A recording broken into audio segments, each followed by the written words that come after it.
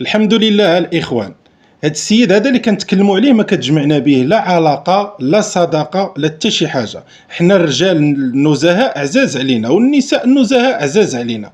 مصطفى الخصم الإخوان اليوم قررت المحكمة باش تحيد له هذاك إغلاق الحدود، يسافر مع راسو يمشي يخرج يقابل الأعمال ديالو، وملي يكون وقت ديال المحاكمة راه غادي يجي يحضر ويدوز المحاكمة ديالو. حنا كنطالبوا باش يتعاقبوا هاد الناس الا كانوا اتهموه بالباطل.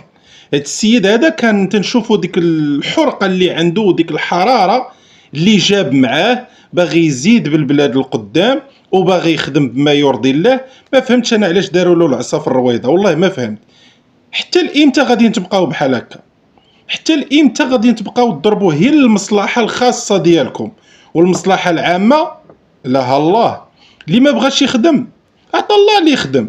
راه كاين الشباب الحمد لله وكاينين ناس معقولين، كاين رجال ونساء اللي باغيين يخدموا هاد البلاد هادو. حنا بغينا ربط المسؤوليه بالمحاسبه، واللي جات يدو ولا رجلو ولا الريحه ديالو في شي ملف ديال الفساد بغينا تطبق عليه الفصل ديال المجرمين. تحياتي.